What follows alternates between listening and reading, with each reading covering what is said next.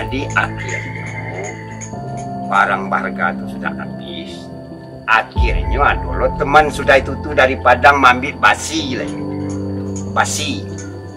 Konyangan ke Timbago.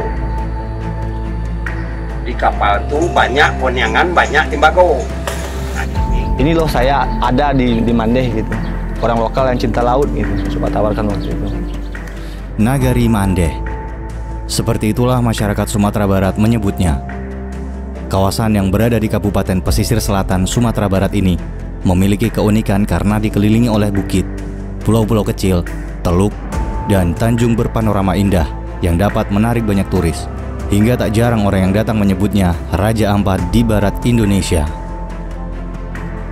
Di balik keindahan alamnya yang eksotis, Mandeh memiliki daya tarik wisata yang berbeda dengan daerah lainnya karena menyimpan nilai sejarah berupa warisan kekayaan bawah laut sisa peninggalan Perang Dunia II.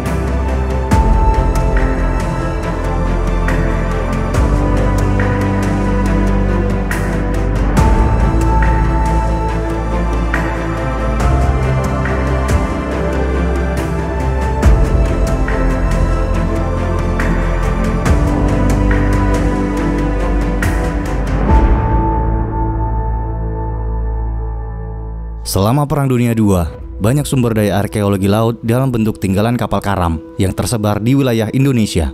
Diketahui, sejumlah kapal milik negara-negara yang terlibat dalam Perang Dunia II tenggelam di perairan barat Sumatera. Di antaranya ada SS Elaut, SS Baiskes, dan MV Bulungan Nederland yang kini menjadi daya tarik wisata selam di Nagari Mandeh. MV Bulungan Nederland yang merupakan bangkai kapal kargo milik Belanda ini karam di Teluk Mandeh. Lokasinya tidak jauh dari pemukiman Nagari Mandeh, sekitar 470 meter dari daratan Mandeh dan sekitar 1 mil laut dari Pulau Cubadak. Di Sumatera Barat terdapat titik-titik situs benda muatan kapal tenggelam dan juga situs kapal karam bersejarah dari masa Perang Dunia II. Di antaranya adalah situs MV Bulungan Nederland yang berada di kawasan Mandeh di Kabupaten Pesisir Selatan. MV Bulungan Nederland ini merupakan kapal kargo Belanda yang kemudian dibom oleh 12 pesawat tempur Jepang pada tahun 1942 di mulut sungai Mandeh di Nagari Mandeh.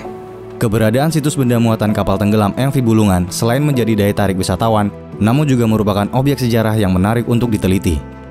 Kapal karam MV Bulungan Nederland telah menjadi objek kajian oleh sejumlah instansi. Di tahun 2006, penelitian dilakukan oleh Balai Pelestarian Peninggalan Purbakala Batu Sangkar. Lalu di tahun 2010, dilakukan oleh Direktorat Peninggalan Bawah Laut. Selanjutnya, pada tahun 2012 hingga 2013, telah dilakukan oleh KKP melalui Loka Penelitian Sumber Daya dan Kerentanan Pesisir atau LPSDKP, yang kini menjadi Loka Riset Sumber Daya Kelautan dan Perikanan atau LRSDKP. KKP telah meneliti kembali bangkai kapal karam MV Bulungan Nederland beserta kondisi lingkungan perairannya untuk mengetahui kerentanan situs tersebut. Nah, riset ini kita memulai dengan penelusuran arsip sejarah terkait dengan kapal-kapal apa saja yang ada yang tenggelam di lokasi Sumatera Barat. Kemudian kita juga melakukan wawancara dan juga kita juga koordinasi dengan Balai Pelestarian Cagar Budaya di bawah Kementerian Pendidikan dan Kebudayaan. Karena sebelumnya sudah ada laporan dari Kementerian Pendidikan dan Kebudayaan bahwa di lokasi tersebut, yaitu di kawasan Mandeh, terdapat satu bangkai kapal, yaitu kapal Belanda. Nah, kemudian kita tindak lanjuti dengan riset yang lebih mendalam.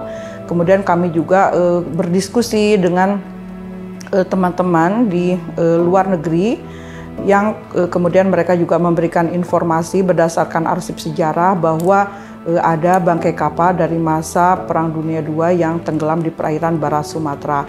Nah, setelah itu kita mulai melakukan survei itu pada tahun 2012 itu, dan di survei itu kita melaksanakan kegiatan arkeologi maritim. Jadi kita mencari titik bangkai kapalnya berada di kedalaman berapa, kemudian kita melakukan pengukuran berapa panjangnya, berapa lebarnya, berapa draft kapal, dan itu kita mengetahui dimensi kapal itu yaitu 72 meter kali 11 meter dan dengan tinggi 3 meter. Nah, setelah kita mengetahui dimensi kapal ini, kemudian dari arsip dikatakan bahwa di perairan barat Sumatera itu terdapat minimal 3 kapal dari masa Perang Dunia II yang tenggelam gitu. Nah, salah satunya MV Bulungan Nederland.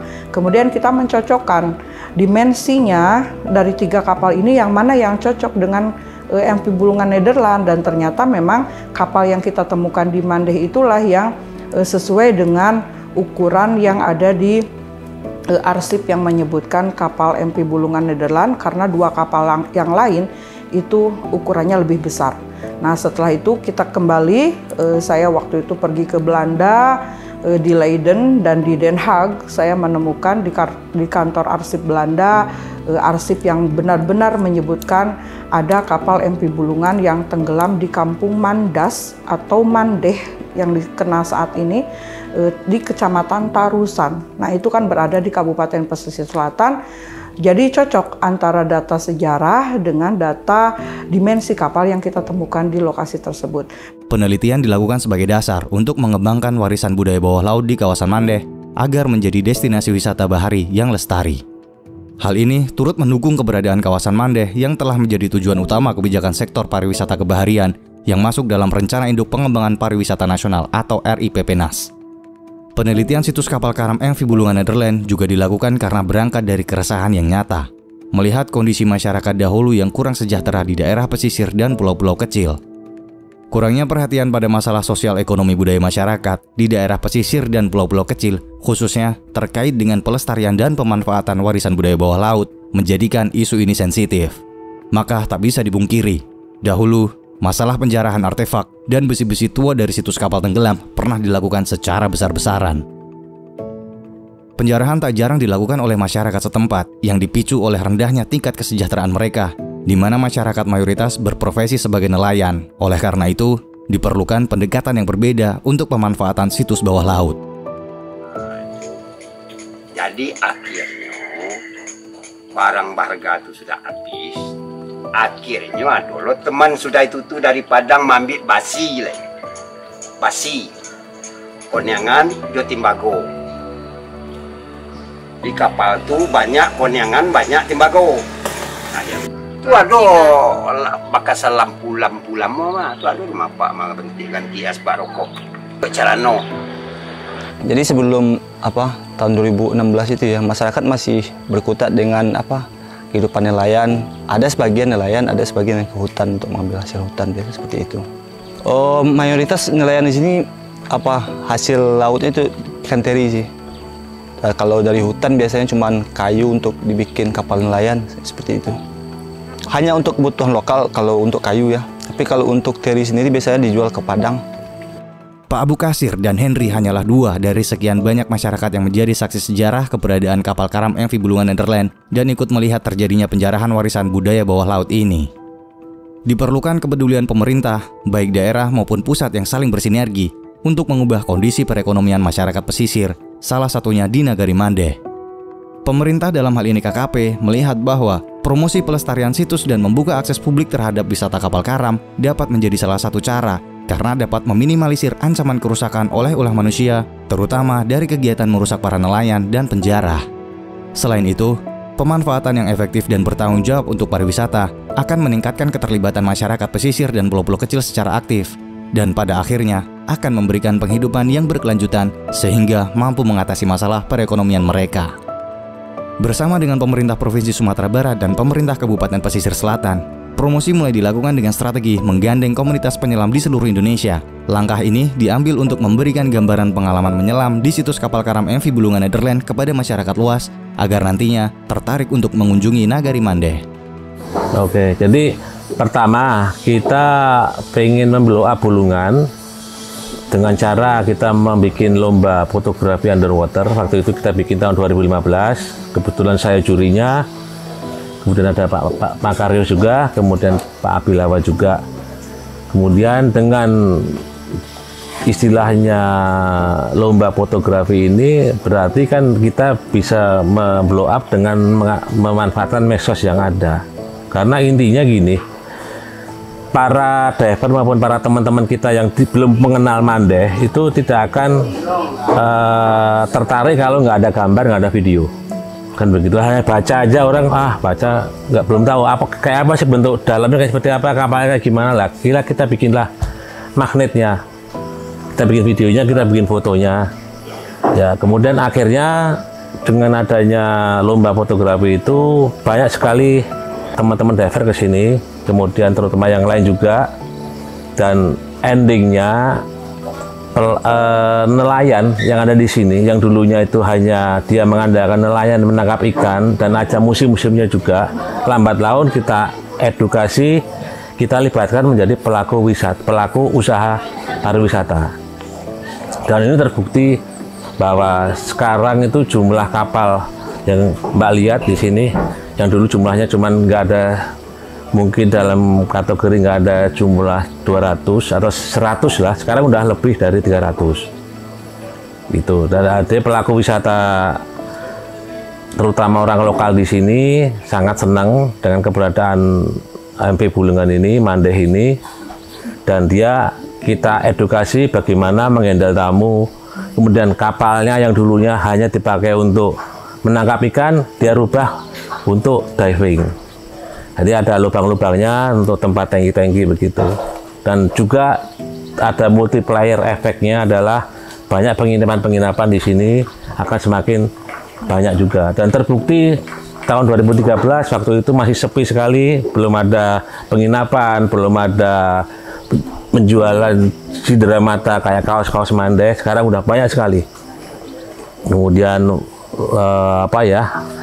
bisa kita lihat PAD-nya naik drastis dengan adanya Mandeh ini. Berbagai upaya telah dilakukan KKP, sinergi dengan pemerintah daerah serta terus menggandeng stakeholder lain, khususnya komunitas penyelam dengan melakukan beberapa kegiatan promosi melalui lomba fotografi dan videografi bawah laut. Dengan harapan, Nagari Mandeh dengan wisata selam MV Bulungan Nederland ini semakin dikenal dan diminati oleh para wisatawan, baik di dalam maupun luar negeri. Jadi gini, para penyelam ini pertama kali kita, sejak sekarang juga kita bikin lomba fotografer yang kedua ini, tahun 2022 Agustus, sekaligus kita bikin upacara bendera dengan KKP juga, kita bikin lomba fotografi juga. Itu dengan sendirinya teman-teman yang peserta-peserta ini dengan melihat sendiri kondisi Mandeh dan kondisi MV Bulungan ini, dia akan menceritakan ke teman-teman yang lain. Selain nanti pemenang lomba-lomba akan kita upload di medsos. Dan pasti dengan sendirinya di antar sesama diver itu akan mengomongkan bahwa di sana ada rak yang bagus, yang gampang untuk diselami, kemudian aksesnya mudah, naik pesawat tinggal dari Jakarta turun Padang menuju ke Mandeh paling nggak sekitar 1 jam. Dan itu bagi kita orang-orang diver sangat-sangat easy, gampang untuk diving ke sini, dan relatif murah ya, karena kan nggak terlalu jauh. MV Bulungan Nederland yang telah ditetapkan sebagai cagar budaya pada tahun 2007 ini berpotensi menjadi destinasi wisata selam yang memiliki keunggulan sejarah dengan wisata selam yang mendunia, yaitu Shipwreck User Liberty di Tulamben, Karangasem, Provinsi Bali. Keunggulan yang dimiliki diantaranya kondisi kapal yang relatif utuh, kedalaman lokasi tenggelam hanya sekitar 25 meter dengan arus tenang sekitar 0,4 meter per second. Hal ini dikarenakan Teluk Mandeh adalah wilayah teluk yang tertutup oleh pulau-pulau kecil di sekitarnya, sehingga mampu menjadi tembok pelindung dan penghalang dari arus kencang Samudra Hindia. Lalu, kontur perairan relatif datar. Namun, sedimentasi yang cukup kuat di sekitar lokasi karamnya MV Bulungan terkadang membuat kecerahan perairan di lokasi tersebut sedikit berkurang. Namun hal tersebut tidak mengurangi keindahan wisata bawah laut kapal tenggelam MV Bulungan. Nah, memang MV Bulungan ini kalau kita kaji dari sisi kerentanannya, kan ini sumber dayanya tadi lah untuk potensi pengembangan arkeologi bawah laut ya, wisata. Nah, untuk kerentanannya ini memang ada hasil dari riset kita, kerentanannya ini adalah sedimentasi yang cukup kuat. Nah, jadi memang kendalanya pada saat kita melakukan penyelaman tadi saya bilang, karena di MV Bulungan ini berada di depan muara, dan kita sama-sama tahu muara itu memang tempat akumulasi sedimen ya. Jadi memang ada jam-jam tertentu, pada saat jam tertentu itulah sedimen akan tinggi. Nah, disitulah terjadi kekeruhan. Pada saat kekeruhan tinggi, air kurang jernih. Nah, penyelaman kita tidak sarankan karena hanya penyelam-penyelam expert ya, yang ahli yang bisa menyelam dalam kondisi keruh, tidak jernih. Seperti itu. Jadi kerentanannya memang salah satunya sedimentasi di situ. Saya mulai menjadi peneliti tahun 2015 dan sampai saat ini. Sebenarnya MV Bulungan ini sudah ada sejak lama, tapi kita konsen untuk melakukan penelitian pada tahun 2014, di mana kita melakukan identifikasi tentang kapal itu sendiri berdasarkan dari pertama informasi dari masyarakat sekitar, karena masyarakat yang lebih tahu ya daerahnya itu ada potensi apa. Dari situ kita sebagai Kementerian Kelautan Perikanan melakukan identifikasi untuk mengetahui potensi dari kapal itu MV Bulungan itu seperti apa, dan kerentanan yang ada di sekitar kapal tersebut itu seperti apa. Di sana kita gali, lalu kemudian kita lebih dalam lagi melakukan penelitian untuk menghasilkan salah satu rekomendasi yang mungkin nanti bisa dimanfaatkan ke masyarakat di kawasan Mandeh pada umumnya, dan khususnya nanti berguna bagi Sumatera Barat. Untuk Kementerian Kelautan sendiri, dia untuk meninventarisasi dari sumber daya benda muatan kapal tenggelam yang tersebar di seluruh Indonesia itu ada di mana, dan salah satunya di MV Bulungan.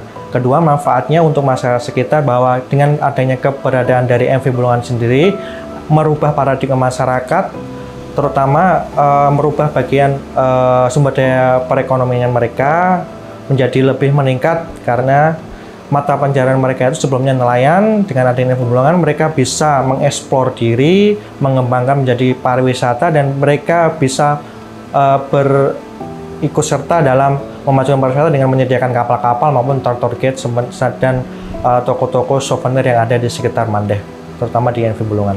Saat ini masih kondisi sangat bagus, jadi dia utuh, tidak ada pencarahan, namun tantangannya adalah karena dia dekat dengan muara, otomatis sedimentasi tinggi dan mempengaruhi ke jarak pandang.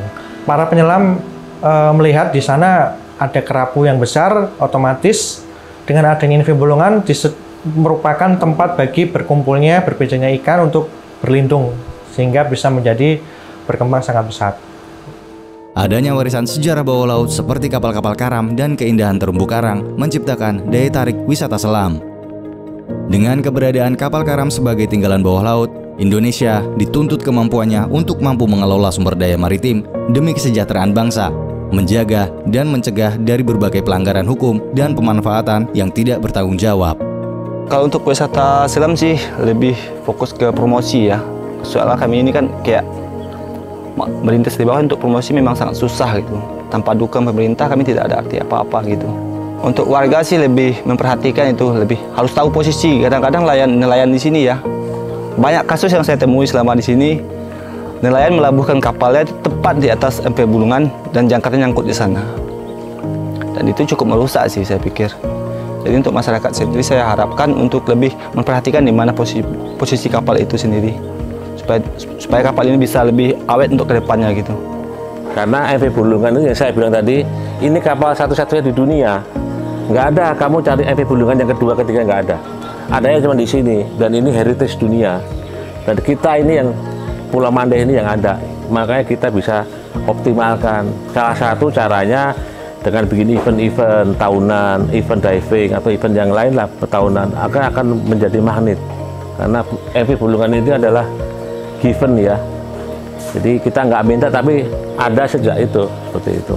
Jadi akan sangat bisa untuk menjadi sarana rekreasi terutama diver, apalagi bule-bule sangat senang sekali diving di Indonesia, terutama di Mandeh karena airnya nggak dingin, hangat, relatif sekitar 32-31. Artinya orang bule ke sini pun nggak pakai wetsuit bisa diving dengan celana pendek, kaos saja bisa diving.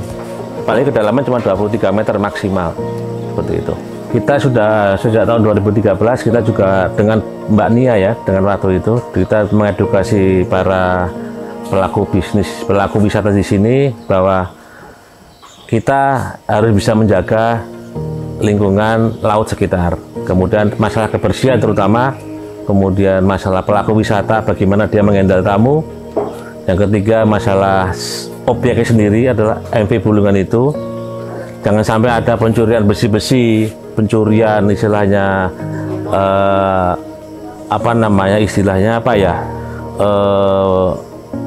ornamen yang ada di kapal, karena dicuri pun sebetulnya tidak ada harganya yang berarti ya, tapi kalau bagi orang yang tahu masalah sejarah atau arkeologi kayak Bunia itu sangat berharga, dan itu kalaupun itu ada di sini kita bisa menikmati secara bersama-sama para diver, dan itu menguntungkan semua bagi multiplier efek terhadap pelaku usaha yang saya tadi bilang. Misalkan yang paling gampang aja ya, tukang parkir pasti banyak mendapatkan keuntungan, kemudian penginapan, hotel sekarang udah banyak sekali, kemudian cindera mata, bikin kaos, bikin pernik-pernik begitu, itu bisa laku, dan semua ini sudah terbukti bahwa masyarakat di sini sangat gembira dan sangat berterima kasih kepada KKP juga karena bisa menggaungkan MV Bulungan ini. Jadi MV Bulungan ini harapan kita sebagai peneliti ya. Jadi pemerintah daerah itu harus benar-benar tidak mementingkan peningkatan pendapatan.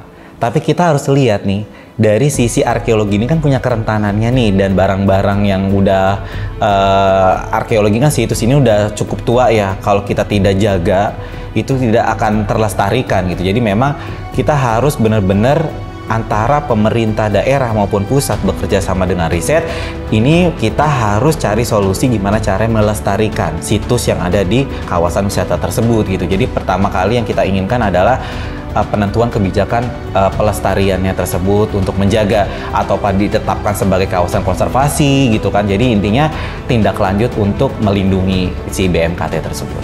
Harapannya nanti agak fasilitasnya itu ditingkatkan, seperti kan ada orang yang ingin tahu tapi tidak bisa menyelam, disediakan semacam galeri atau foto seperti ini loh foto MV Bolongan, atau ditaruh satu video bawah air secara real time yang dia bisa kita pantau lewat di darat ya, lewat monitor. Jadi orang wisatawan yang mungkin awalnya nggak tahu kapal tenggelam itu ada, itu ternyata ada di Mandeh sendiri. Mari kita jaga laut kita beserta warisan budaya maritim dan bawah air yang ada di seluruh perairan Nusantara sehingga dapat lestari dan dapat dinikmati oleh generasi yang akan datang. Kementerian Kelautan dan Perikanan memandang Indonesia memiliki potensi ekonomi bernilai dari warisan budaya bawah laut. Keberadaan situs kapal karam MV Bulungan Nederland di Nagari Mandeh telah memberikan warna baru bagi kehidupan masyarakat pesisir. Kini, mereka bukan hanya bergantung pada hasil tangkapan nelayan, namun kegiatan wisata juga turut memberikan penghidupan bagi masyarakat dan generasi selanjutnya. Masyarakat Mandeh telah berjuang untuk waktu yang cukup lama untuk mencapai kesejahteraan mereka. Dari Mandeh, kita melihat laut bukan hanya memberikan potensi hasil tangkapan ikan saja, namun ada potensi lain yang dapat dimanfaatkan meningkatkan kesejahteraan masyarakat setempat. Ya, keberadaan dan pemanfaatan situs kapal karam MV Bulungan Nederland memberi harapan baru bagi generasi selanjutnya sebagai potensi wisata bahari. Kini, situs MV Bulungan telah populer di kalangan penyelam lokal, nasional, dan harapannya bisa dikenal hingga mancanegara. Dari Bulungan, untuk Mandeh.